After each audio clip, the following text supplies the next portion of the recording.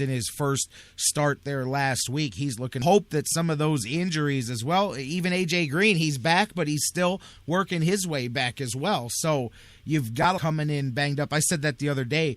Joe Thomas said that's the best thing about this is that both teams are looking like, man, dig deep. Every man, all overboard. Let's go. Whatever we can do to just get out of this thing. It doesn't matter. Points at the end doesn't matter. Just get out of this thing and then start getting yourself together. Get a bit of this. And I'm not saying it helps you try any harder, but knowing that you could give every last drop on both teams, and you're going to need to make up for the missing guys on both sides. And then really, really early bye week. And again, once they get past this Bengals game, they'll get a little bit of time to heal. After a few weeks, we'll get that sort of double whammy of getting Jordan Cameron back and Josh Gordon back. But very, very important as far as, because he's been banged up as well. But this is a really super big game to talk as how important these games against the Bengals are going to be. But, the Bengals are going to be, they've got the home field advantage.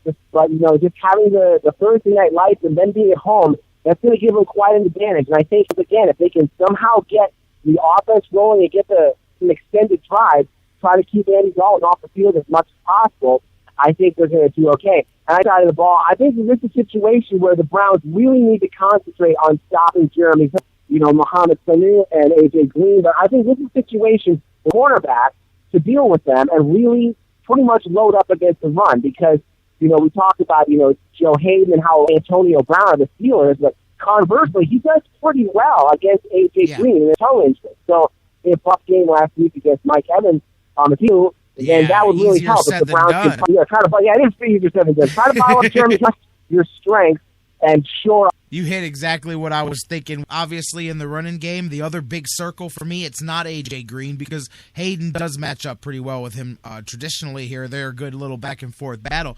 It's that second one because whoever's matched up, assuming it's going to be screen, whether it's him, Gilbert at certain, whoever's with Sanu, because Sanu's, I think, what's he at? 16, 17 yards per reception, nearly 650 yards so far for the season. He's leading the team. That's a guy that I've kind of kept a side eye on all season long as being a fast riser. That's a guy that can beat you. So, but I agree with you. Oh, yeah. Browns definitely have to continue. And we saw whatever changes they made in the second half last week as a running attack was starting to really have their way with them in the first half. This is a good test, too, because I've seen some things I like defensively improving on the Browns the last few weeks, but so that is a factor of the team. I mean, some of it. I don't have to see how much. I know some of it is a factor of who was on play at that higher clip, or was it just the field? That's going to be really one of the things you look to answer tonight. I was looking at Cincinnati, and when I was saying earlier, they've been at times think about that before their bye week, and they too, like the Browns, had that early week 4 bye, just like the Browns, as the setup for their second bye before they go down the home stretch. They also had that early bye, but they went 3-0 right out the gate. Beat the Falcons when people thought the Falcons were going to be more than what they've turned into this season. And then they buy it 3-0. People are like, man, Cincinnati, Super Bowl contender. This is one of the best teams in football.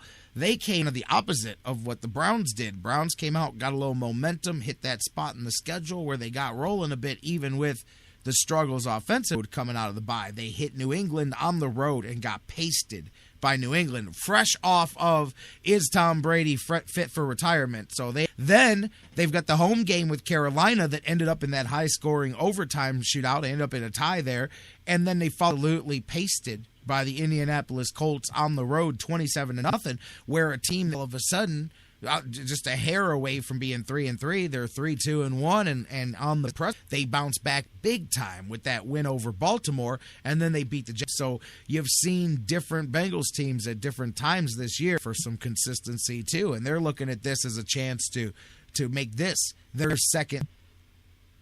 That's right. It says a lot for the Bengals how they bounced back from that loss to the Colts because they were hoping that was the Jaguars. And look, we just lost pretty badly to the Jaguars. Let's just sort of throw this in the trash can and move on. Like, are we really this bad as how we look against the Colts? But no, they bounced to get 3 in a row. But they've got a lot of momentum on their face. That's a pretty big feather they have in their cap. As far as trying to take control of the division. Well, they know they got to hold court at home, and that's going to be tough. It's going to be a situation where the Browns are going to have to try to to make a couple plays, possibly a couple of defense. Gibson has played. Andy Dalton usually pretty accurate, but he has been, as the BFK was alluding to earlier. So you have to hope that the Browns can maybe disguise a couple things, a pickoff or two.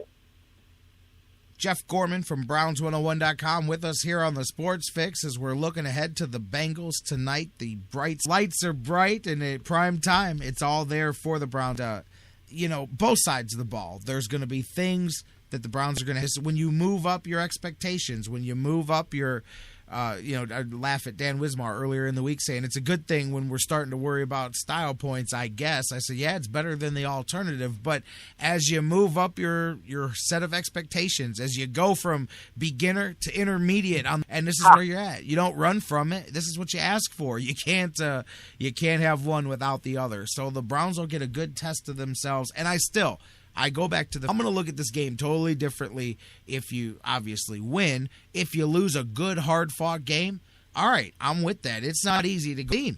It's been a couple of years since they've lost at home. They've run the table, They've got their thing going there, and they're going to be strong and fired up as well. Hey, you're still above 500. You've shown that you're going to fight this thing all the way till the end. You get blown out on the road, that makes you go, man, come on, man. You're laying an egg, get up for prime time. So regardless of just the end score is going to tell a lot about your team. But it's not going to tell everything because it's still the 9th game of the season.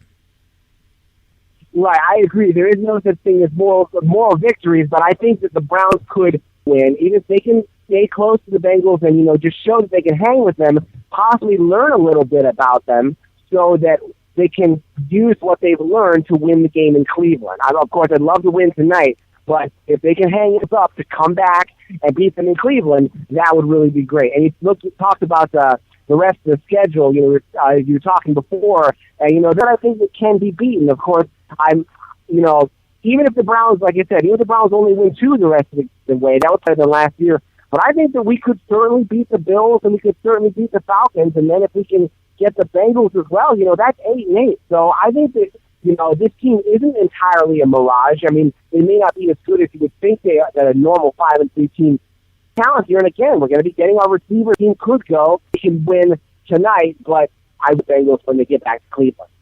All right, man, let's put some... What do you think happens tonight? Browns team shows... Jeff, where'd you go? Oh, there you go. I lost it for a second. You there? Okay. Oh, okay. What team shows up tonight and what happens? Let me get your prediction.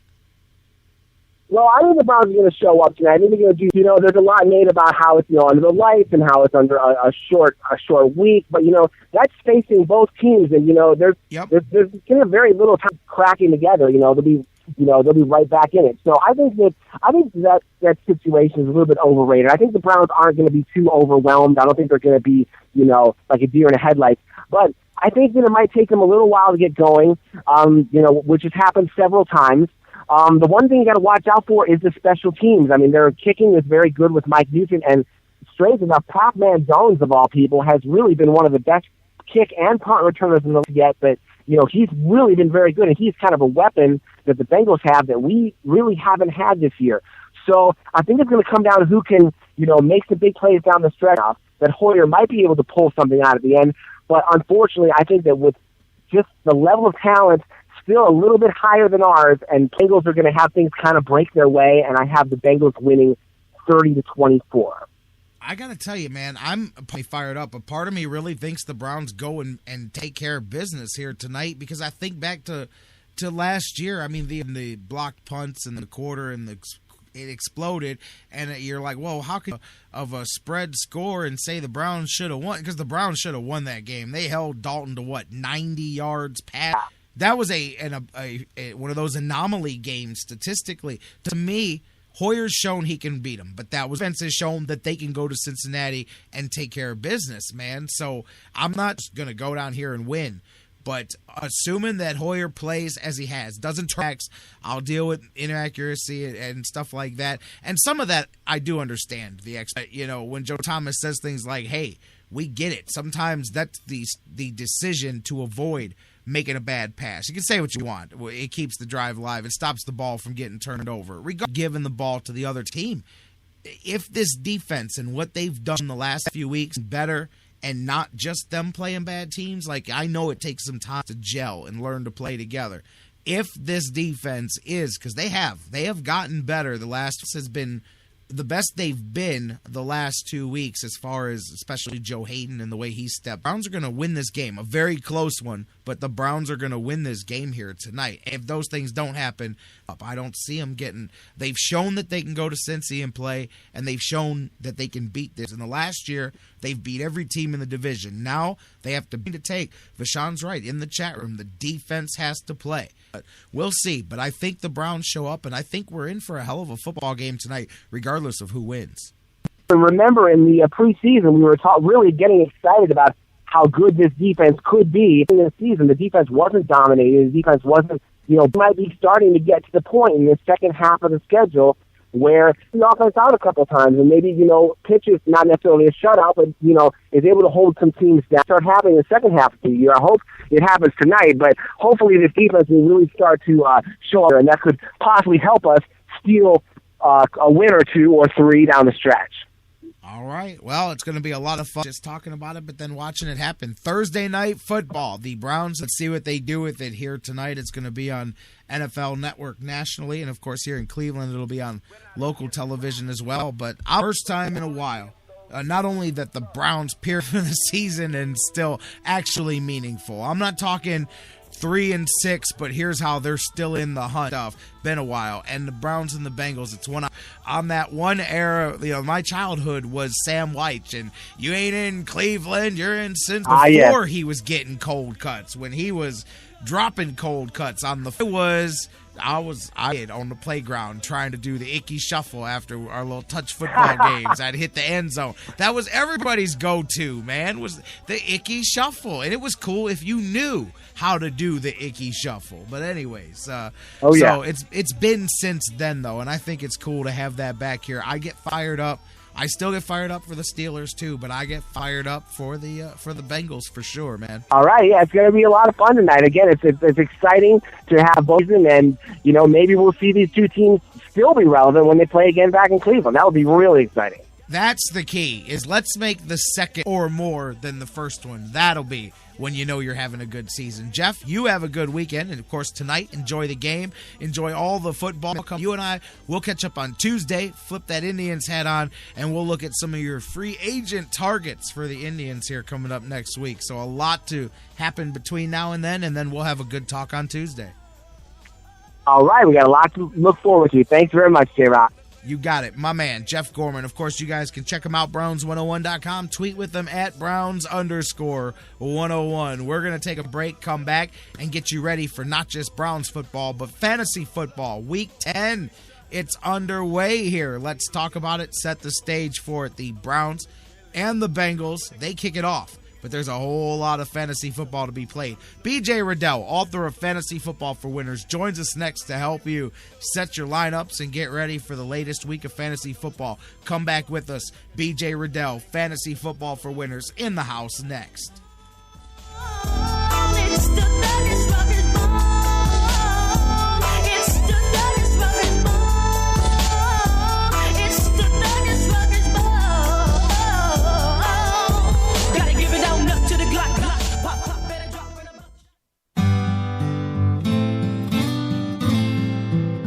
Public service announcement from the Sports Fix. We here at the Sports Fix and our affiliates would like to apologize for any disturbing verbal actions, but remember, it's better having them trapped in a box than loose on the streets. Public service announcement from the Sports Fix. The Sports Fix, the sports show that cares. Guys, want to take just a second as we head into this break and remind you about the official business printing source of the Sports Fix, our friends at Signs and Ship. Signs and Ship, I'm telling you, Chris and Pam, they've taken care of me since day one, and they can do the same for you. Whether you're a small business that's already been established and you're looking to grow to that next level and expand your business, or perhaps you've got an idea that you just know is going to be a great business and you need to figure out how to brand it and how to promote it and put it out there, Signs and Ship is the place for you. If you need a logo, they can create one for you. They have a fantastic graphic designer. Business cards, signs, banners, yard signs, mobile advertising, anything you can think of that you need to promote your business, they've got it at Signs and Ship. The best thing about them, too, is each of their locations, whether it's the the home base here in Elyria, Ohio that I work with, or their spots in Virginia, Florida, and Pennsylvania. It's all local sourced.